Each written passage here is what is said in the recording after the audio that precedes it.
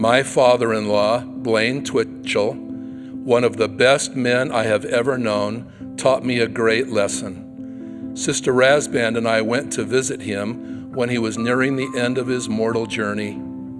As we entered his room, his bishop was just leaving. As we greeted the bishop, I thought, what a nice bishop. He's here doing his ministering to a faithful member of his ward. I mentioned to Blaine, wasn't that nice of the bishop to come visit? And Blaine looked at me and responded, it was far more than that. I asked for the bishop to come because I wanted my temple recommend interview. I want to go recommended to the Lord. And he did. That phrase, recommended to the Lord, has stayed with me.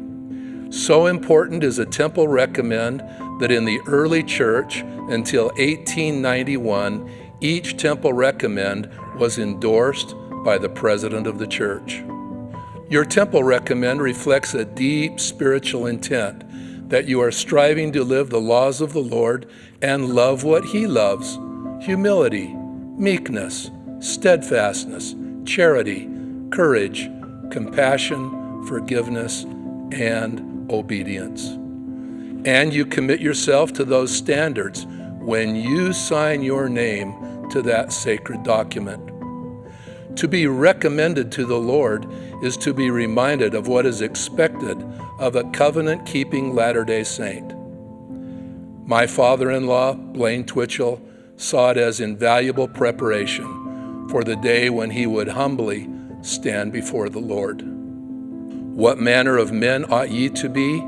Asked the Lord, and then answered, even as I am. To be recommended to the Lord, we strive to be like him. Begin the process now to become recommended to the Lord, that his Spirit will be with you in abundance, and his standards will bring you peace of conscience.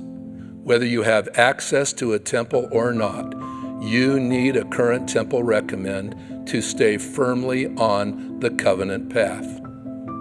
Being worthy to hold a current temple recommend is both a protection from the adversary, because you have made a firm commitment to the Lord about your life, and a promise that the Spirit will be with you.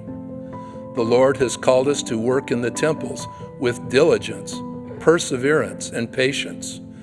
Being recommended to the Lord requires those qualities. We must be diligent in living the commandments, persevere in our attention to our temple covenants, and be patient as we wait for temples to reopen in their fullness.